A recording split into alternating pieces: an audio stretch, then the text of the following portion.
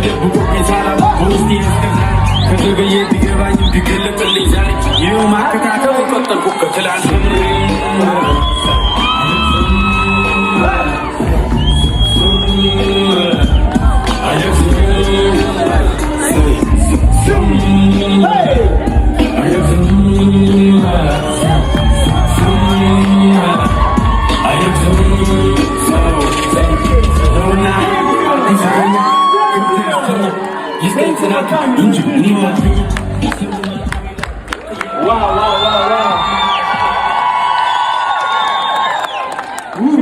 Amazing.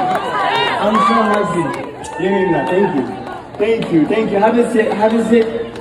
Araf Arabiyan. Samina, but how you doing? Wait so much.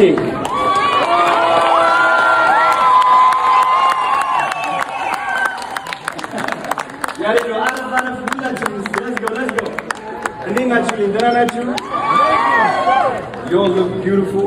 Thank you so much. በጣም አመሰግናለሁ። ደስ ብሎኛል። Hi baby, how you doing? Alina, are you being shy now? Say hi back again. Yes. Hello. Thank you. ሁላችሁም አክብራችሁኝ ስለመጣችሁ በጣም አመሰግናለሁ። አዶና ይባላለሁ።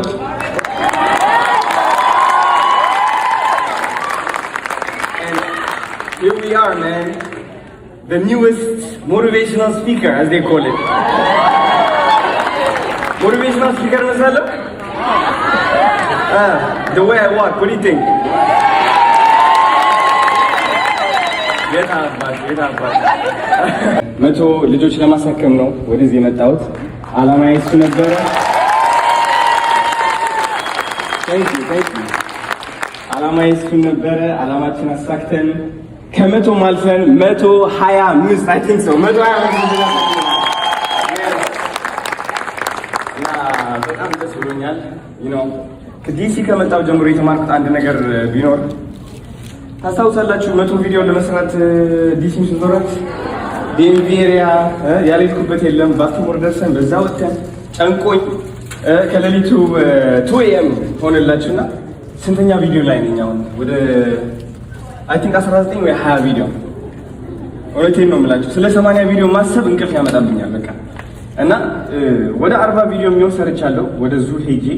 ይህ ዙ የሰራሁት ቪዲዮ ማይክ ያልሰራ ነው ባይገርማችሁ፣ ሰው ምንም ጥቅም የለውም።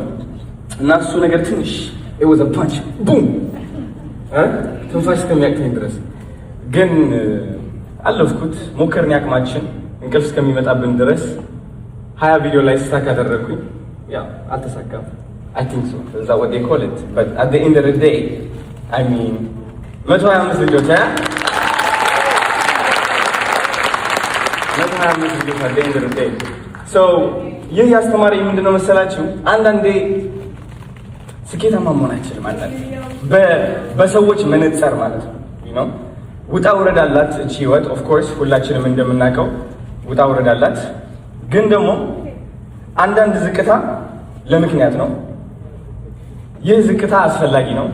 የብዙ ሰዎች ትኩረት ለማግኘት ይሆናል። አዲስ ያላሰብከው በረከት ለማምጣት ይሆናል። who knows? እኔ ውድቀቴ ነው ብዬ ያሰብኩት 20 ቪዲዮ በቢል ጌትስ ፋውንዴሽን ሩዋንዳ ታይቶ 25 ልጆች ስፖንሰር እንዲያደርጉኝ አድርጎኛል። ስለዚህ የውድቀት ነው ወይ ነው? ውድቀት ነው ብዬ አላስብም እኔ እውነት ለመናገር።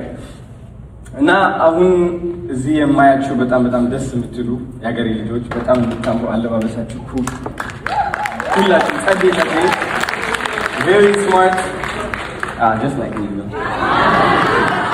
ሁሌም ራስን እያደነቅ ታደንቃለህ። እንደዛ ነው ነገር